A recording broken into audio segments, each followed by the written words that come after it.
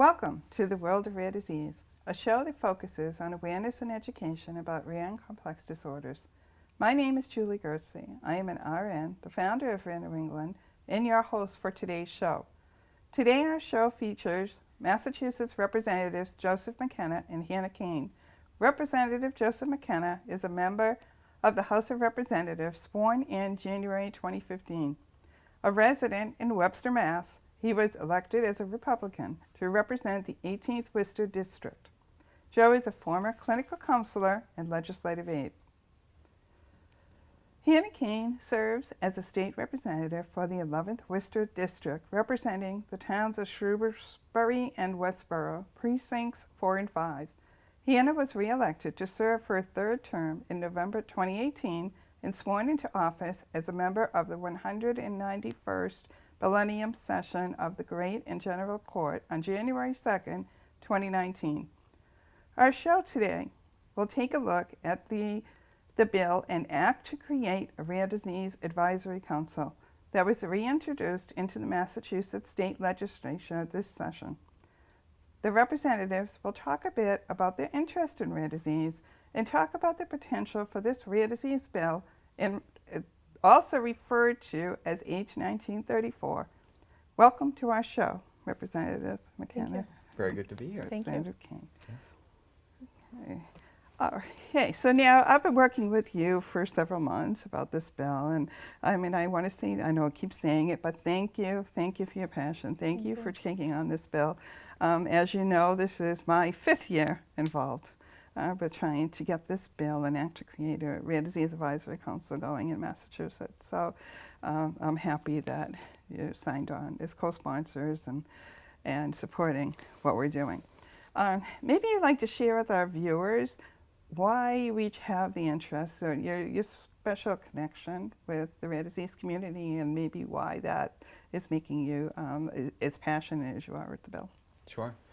For myself, I come from a family that's deeply involved with rare disease, specifically hemophilia. My father had hemophilia. His 2 sisters were carriers, so I have 2 cousins with hemophilia. And now my sister's youngest son, who's currently 11-ish months old, has hemophilia out in Wisconsin. And so my father actually was part of a whole generation of hemophilia sufferers in the late 80s who received a tainted blood transfusion because he was in an auto accident and actually received blood tainted with HIV/AIDS. So for me personally, having so much involvement with hemophilia and seeing not only the struggle that my dad went through when I was young, but now talking with my sister and understanding the difficulty that she has or will have with her son, and educating teachers and friends and even the doctors and healthcare providers about this disease, got me involved with the New England Hemophilia Association, and indirectly I was a co-sponsor of the Rare Disease Advisory Bill last session.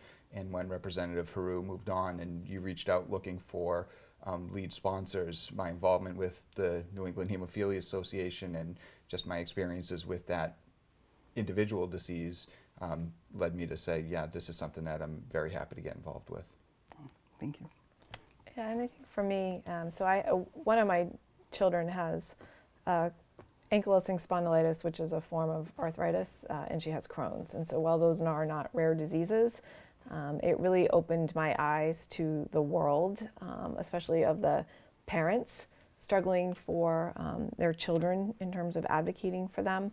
And so I've been on the Seven Hills trustee board as well for a number of years, and we have our hospital for pediatric, which has, I've visited several times and has some folks living there who are suffering from various rare diseases as well as issues from birth. And so for me, it was just as a mother, as a caretaker, as somebody who is on public health and had heard the first time the bill was filed and it came before, thinking that this was a really necessary bill and that it should be supported. And so like Joe, when the opportunity came to look for somebody to be lead sponsor, Joe and I were excited to partner together to do that, both not only on our experiences as individuals, but certainly understanding the need within the rare disease community to have this sort of council advocating for the needs of the rare disease community.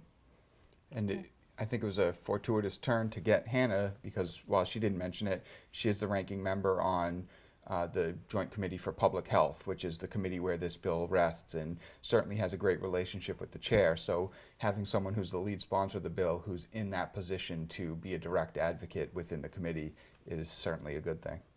Yeah, I appreciate that. We all use whatever we can to Absolutely. advance our things that we care about, and so we'll certainly be doing what I can on that end. Yeah, that's true, because there is a piece of awareness, because not all representatives and senators who would be voting on this bill know about complex diseases and rare diseases and the issues that are going on.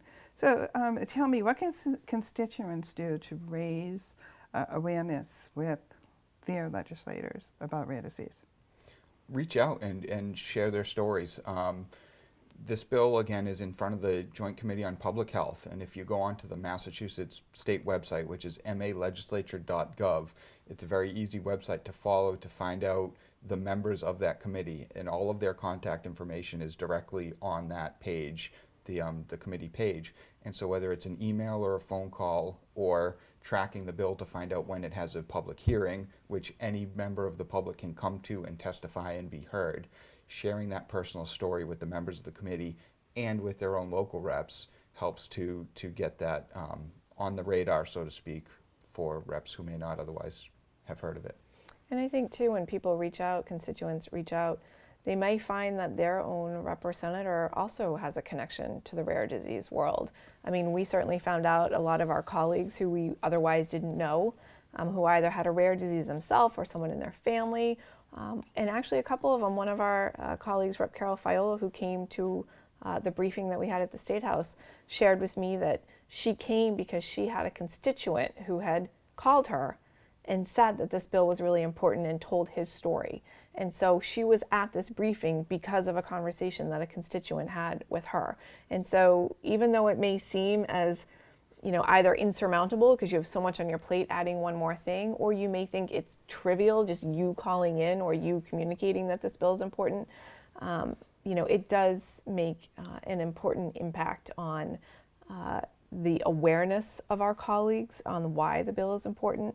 And certainly as we try and advocate for moving this bill through the process, the more people who are aware of it that we work with, the better we are in terms of trying to help it move. And I think one really effective form of advocacy is peer-to-peer. And, you know, everyone has had the experience of running into a friend in the grocery store and you have the conversation, oh, how's it going, what's new? And then the next question is, how's the weather and what have you been up to?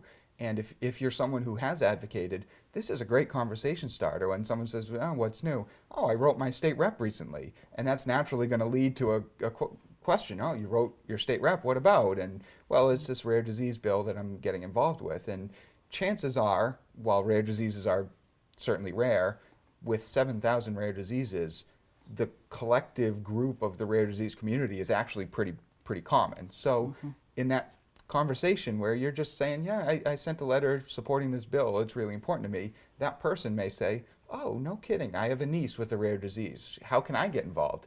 And that's a really kind of a grassroots way to build that support. And it's not a difficult conversation. You're not pushing, you know, not asking them to call, but just saying what you did, and that could pique someone else's interest. And I think sharing it too. I know, you know, I've shared a couple of things over the course of this year, including when we had our briefing at the State House on my state rep Facebook page. And I had people message me or run into me and say, thank you so much for co-sponsoring that bill. This, you know, here's my story, or here's my family story, my friend's story. And so, you know, even if you want to post something, even if you decide, I don't really feel like contacting my senator rep, share something if you have social media about it. And that greater awareness is important as well. Because you might not even know in your network who out there might be impacted by this. You know, as much as we know people, a lot of times until we speak about something or share something, we're just unaware in our own network who would be impacted by something. Yeah, I've had that same experience on multiple of my Facebook posts about different rare New England events I've been to from people who I interact with weekly, who I never would have known had a Right. rare disease or had a connection, and they say, well, this is what I live with every day. Yeah. And everyone's just trying to live their life and go day to day, but until they tell their story, oftentimes you don't know. No, it's true. And once you get talking, I mean, especially with statistics show 1 in 10 people. That's really not a lot. I mean, put a group of people in a room at a party. I mean, you could find out that if there's 30, that means there's 3 people there who are affected in some way by a rare disease. So it is important to keep talking and spreading awareness. One thing I would like to, for our there are viewers who may be hearing about this bill for the very first time.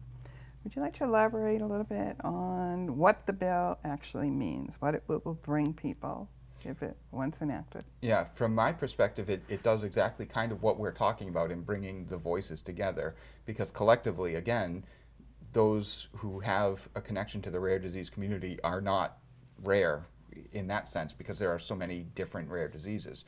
And the way I put it, and I know this is a little bit sensitive, and I say this having grandmothers with these diseases, but Alzheimer's and cancers have tremendous public awareness around them. There's massive campaigns. They have advertisements on the Green Monster of Fenway. There's, million dollar fundraisers, and everyone knows about them. And that's great, and that needs to continue. But for all of the 7,000 rare diseases, the same struggles take place. The same struggle for healthcare coverage, for educating doctors, for educating teachers and friends. But they don't have that same public awareness and network. And this bill tries to bring all those resources and all those advocacies together to strengthen that collective voice and to make sure that we are doing everything that we can in the research arena and supporting coverage and making sure that if there's a therapy that helps with one disease that maybe it could impact another, that it's happening collaboratively, not in a silo and not isolated. So that's kind of the way that I look at it. And identifying gaps as well. Where are there gaps and where we're either not providing enough support systems, where are there gaps in terms of knowledge? There might be something happening which is really beneficial in the rare disease world, but it's not broadly known. This 27-member council would really be charged with ensuring that sort of all things rare disease in the Commonwealth are collected and disseminated and known about. And certainly, when you have a council like that, it allows a place for people to say, oh, I'm going to take that to the council, or I want to make sure the council is aware of something. Right now, you don't really have anything of that mechanism to sort of collectively ensure that people who are involved in this world, who are impacted, whether or not they are a person suffering from a rare disease, or they're a caregiver, or they're somebody who is on the medical care side of it and has a focus on rare disease. There's nothing where everyone can say, oh, that's the place that we would take this to. And that's really part of the goal of this. And the beauty of the council is, legislation is developed specific enough to give an idea of what you're supposed to be doing, but broad enough to give some ability to say, we also think this is important to do. And so the folks who are on the council would have really an ability to say, we're not doing this well in the Commonwealth, or here's a gap, this really needs to be addressed. And that could be something that could just be done through medical care, academia, through support systems, or it may be something that, again, requires legislation, that is found. And that, again, is why you would have different people on the council, 27 different people, who represent different groups. And so that all voices are heard there. And those voices, those people that sit on the council, can then go back to their networks and disseminate information, which is a really important part of it as well. Yeah. And it's a natural fit in Massachusetts, because if you think about it, we have some of the world's best, highest higher ed facilities, our institutes. We have some of the world's very best hospitals, and we are, I think, the leader in biomedical research. So we, in some ways, are a magnet for the brightest minds in the rare disease community to come to Massachusetts. And certainly some of this collaboration and this conversation is taking place. This bill formalizes it and gives it an avenue and really strengthens it.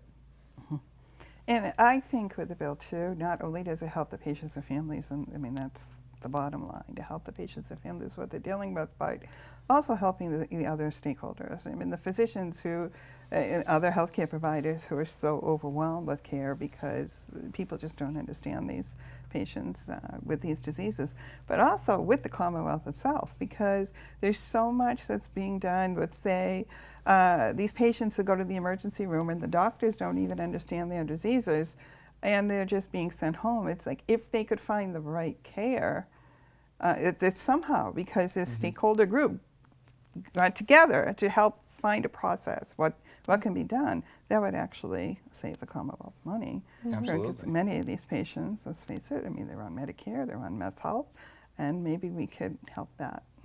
Yeah, and it provides a feedback loop. And like you said, you know, a lot of times rare diseases, one of the major problems they face is an extremely long diagnosis process.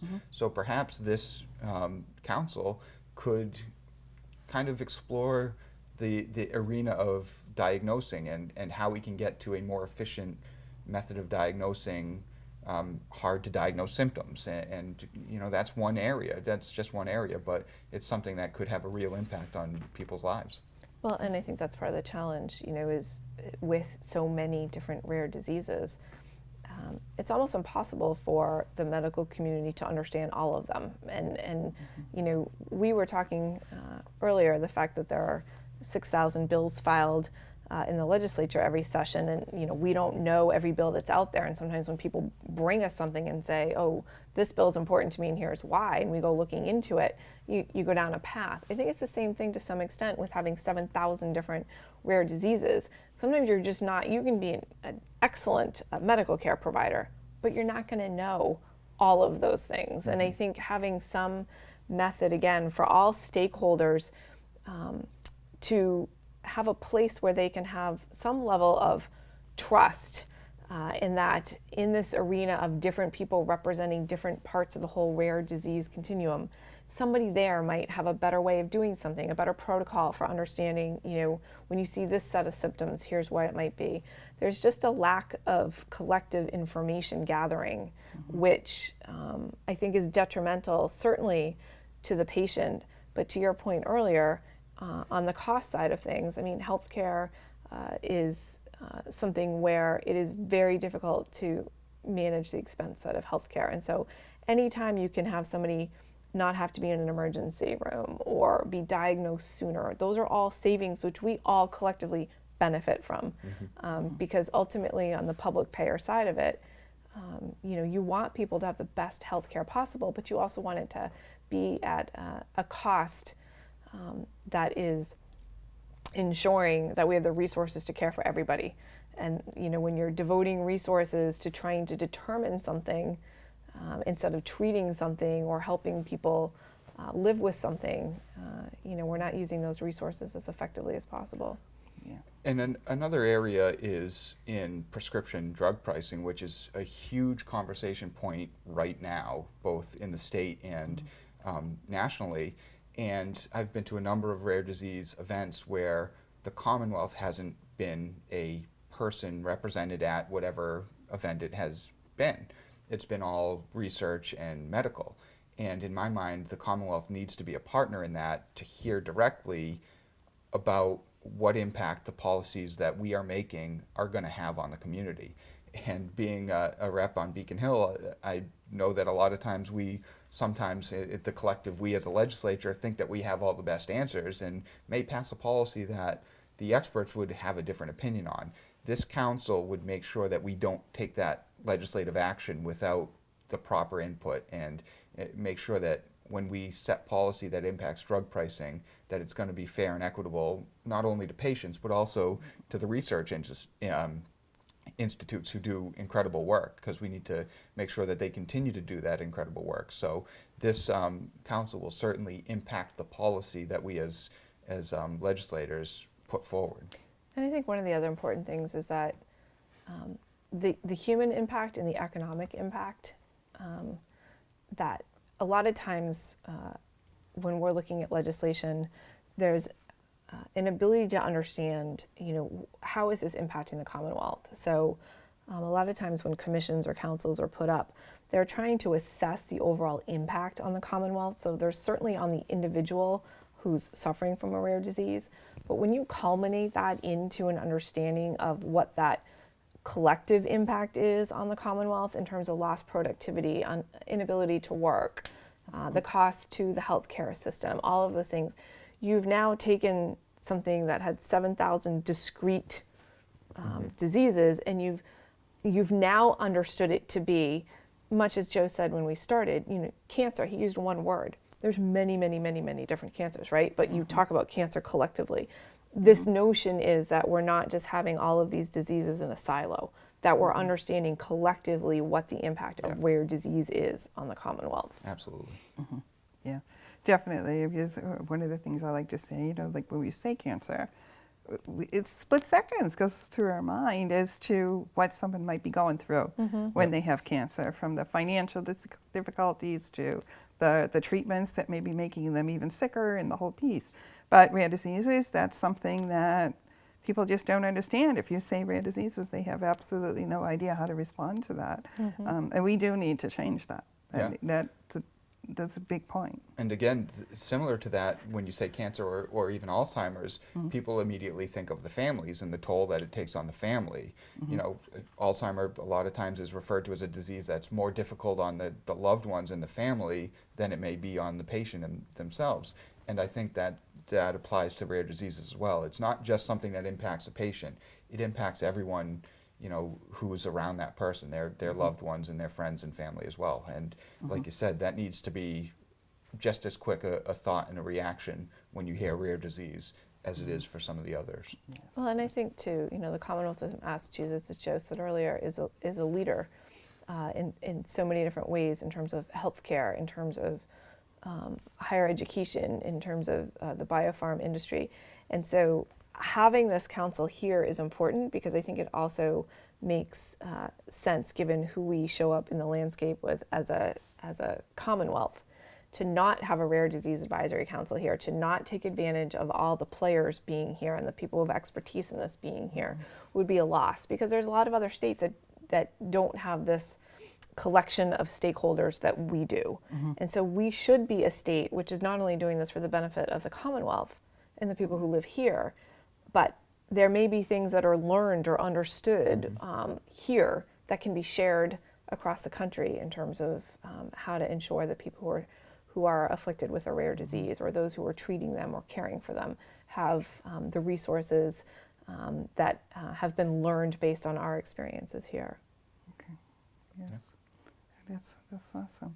Okay, so now as we go forward, once viewers are listening to this and they may be hearing for the first time about this bill, what can they do once they're hearing it? Who do they turn to? What should they do if they're agreeing with, yes, we need to put this bill in place? Well, we had a really, really strong advocacy day about a month ago where members of the rare disease community came out to Beacon Hill and shared their story with legislators. The next step that's going to happen is a public hearing, and taking that advocacy and directing it to those members of the Committee on Public Health to make sure that they understand the importance of this bill and give it a favorable report so that it can move on to the next step, which hopefully will be a vote of the general membership of the House. That's really important. So while we don't have a hearing date yet in front of the Committee on Public Health, kind of tuning into that committee and following this bill and finding out when there's a hearing, and ideally coming out to the State House for that hearing, but if not, reaching out to the committee members via either written testimony in a letter or calling their offices when this bill has a hearing, because that's when the members of the committee are going to be focusing on this bill specifically. So that's the ideal time to have the voices heard. And the voices are important. As we said earlier, you may think it's trivial to send a quick email saying this is important to me and here's why, but it can have an exponential impact to the legislator that you're writing, if it's somebody who might not be a current co-sponsor, and we do have co-sponsors on the bill. So I always encourage, the first step people should do is to look and see whether or not one of their legislators or both are co-sponsors of the bill, because then you're speaking to them in a different way, right? It's thank you for being a co-sponsor, and here's why this bill's so important to me. If they're not a co-sponsor, then it's an opportunity for you to say, this is a bill I'm really interested in. I noticed you're not a co-sponsor. I want to make sure you understand why it would be really important to have this bill be supported. And so that's sort of direct to your own legislators, your rep and your senator. And then there is the broader testimony that you can give to the Joint Committee on Public Health, who will be hearing this bill. And again, you don't have to do it in person. Written testimony is just as powerful and gets read by the committee members. Certainly if you're able to come in and testify in person, that's an opportunity for the committee members to maybe ask you a question too. If they're trying to understand the bill, they might have can you tell me a little bit more about your experience in this area and how this bill would help? But written testimony is just as important. And it is that it's that collective effort of having people's voices heard, right? So if everybody said my voice isn't important, I'm just not going to give it, and there's nothing there, then it's really difficult for us as the lead sponsors to make a convincing argument that this bill is critical and necessary. So in order for us to help move this bill, we need that support and that surround and those voices to be heard. So you can also just pick up the phone and call your legislator's office or call the office of the chairs of public health and just say, I just wanted to let you know, I know you're having a hearing coming up soon. This bill is really important to me. Could you, just say that you heard from me and that I'm saying it's an important bill and here's why. So whatever communication vehicle you're comfortable with, you should use. And I want to make sure people understand when we say hearing, what we mean. It's for the committee, it's more of a fact-finding opportunity and an opportunity for voices either in favor of or against a bill to come forward and be heard. I think the impression may be, well, I heard of a congressional hearing and I tuned in and all of a sudden it was a bunch of congressmen attacking someone for a belief and trying to, tear them apart. That is absolutely not what our hearings are about. You are not going to be grilled. You're not going to be challenged in a really uncomfortable way. You're not put on the stand. You're not under oath. So someone who's maybe thinking about coming in but has this image in the back of their mind of a bunch of state reps, staring down their noses at them and going to challenge them with hard questions. That's not what this is. It's going to be a very friendly conversation where they're able to share their story and educate, not be challenged. So I think that's very important. And most committees have rules that ask you to limit your testimony to 3 minutes. So you can get up and speak for 10 seconds and just say, I just wanted to come and say this bill is really important to me. You can go up as a panel. If you don't want to go up on your own, usually we will take up to panels of 4 people to come up at once who can, sit together at the table and lean on each other to give their support. That's a really great way you to don't do it. have to be, a sole solitary person going up there. Sometimes, the State House is opening and welcoming to all. Many times in public health hearings, I have parents who come in and they bring their child. The child could be in a wheelchair. The child could be having some sort of outburst because that's part of what they're suffering. That's okay. That is not shunned. That is not, we want people to come in who are directly impacted by the legislation that we're hearing about to talk to us about it. And so, I think it's an important point that Joe made. Please don't see it as a process by which you're on a hot seat. It is a process by which we seek to hear and understand how this legislation would benefit or harm somebody. Or again, you're always welcome to provide feedback. I think this bill is great, but I think you're missing X, Y, Z, or I would change this. I would change it. Any testimony is welcome by anybody. And so it is something that we as legislators, when we go to hearings and we have bills that come before us, and when they call the bill and there's no one there to testify, when again, I'm on the Public Health Committee, I mark on my sheet, no one testified. So that when I go back later on, when I'm maybe being asked to make a decision about a bill, I have a note to myself about whether or not there was anyone there testifying. Now, people may have submitted written testimony, that's fine too, but it's always good to have at least some people there who are speaking about the importance of a bill. And those are, again, ways in which we remember, right? So if I'm a legislator and I'm on a committee and I'm hearing all these different bills, your story about why something is important to you, how it impacts you, that's going to resonate with me and stick with me in a way that just reading the briefing on the bill is not going to. And so, it's a really impactful way for people to help support a bill is by sharing their own personal story on why it's important. It makes perfect sense. Yeah. And again, mass legislation, they can go on if they don't know who their representatives and senators are, or even if they do and they want to reach out to the Public Health Committee. Do they reach out to the whole committee or just to the co-chairs? I always recommend that you send it out to everybody on the committee. I just think it's important that everybody get your information. Sometimes some committees operate differently. If you just send it to the co-chairs, sometimes co-chairs don't necessarily disseminate to everybody. As a legislator, we can always say to the committee, can you send us any testimony you got on a bill? So we have a responsibility too. It's a two-way street, but I just think it's easier if you automatically send it out to all the committee members, then we've got it, and we have the chance to read it and to keep it with us. And like we said, it's malegislature.gov, and there's a tab for committees. You just click on joint committees. It's right there. Very easy to see who is on the committee. Every name has a link directly to their contact information, so it's really easy to track down. And I echo Hannah. I would recommend sending an email to the chairs with all of the members connected to that email so they receive it as well. And one other thing I think is important, if you call our office or you call the office of somebody on the committee, it isn't necessary that you speak to that member. If there's a staff member there, speak to the staff members. Our staffs, the people who work at the State House, are amazing people, and they care deeply. And so when you're speaking to a staff member, you're speaking to an integral part of the process. And sometimes people think, oh, I only want to talk to Hannah, I only want to talk to Joe.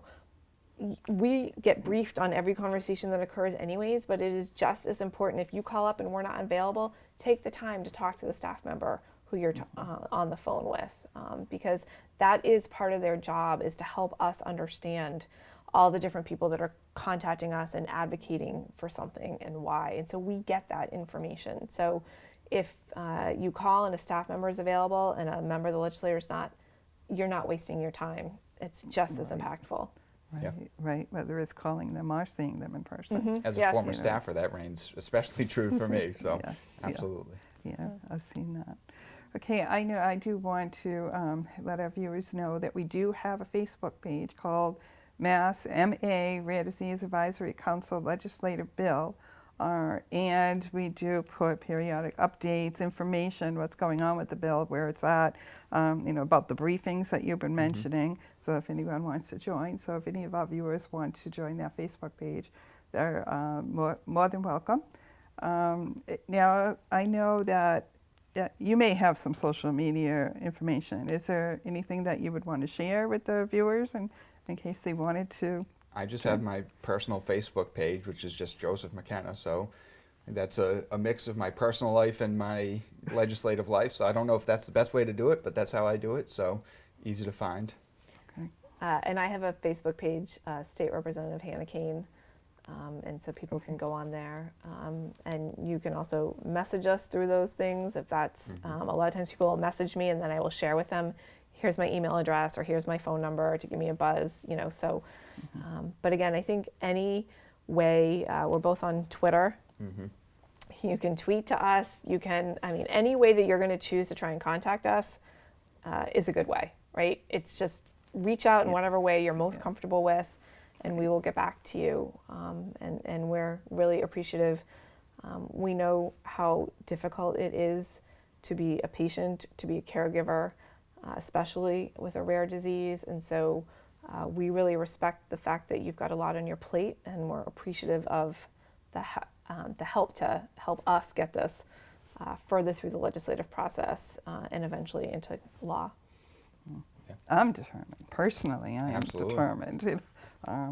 So I'm just hoping. And thank you so much again. And I keep thanking you, but thank you so much.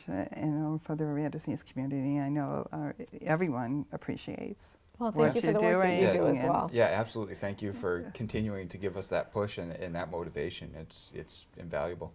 Yeah, thank you so much. And thank Absolutely. you for being here today with us. All right. Before closing, we provide our viewers with an opportunity to share comments or ask questions from our prior shows. R&E in Motion is the perfect way to expand upon our mission of engaging with our community. Please send us your questions and comments to info@randnewengland.org. We will share your responses on our next show. Recently, we received a question asking if R&E can distribute activity packets made by business volunteers. A company who wanted to do a project that would benefit hospitalized patients reached out to offer activity kits full of crayons, coloring pages, yo-yos, and other trinkets. Yes, R&E has connections to distribute any project kits to genetic clinics to be passed to patients. If your company or social group wants to do a project to benefit rare disease patients, please do reach out to us. Thank you for your inquiry. That's our show for today. From all of us at Rare New England and all the patients and families who keep rare disease in motion, thank you for watching. And remember, when you hear hoofbeats, think horses and then zebras.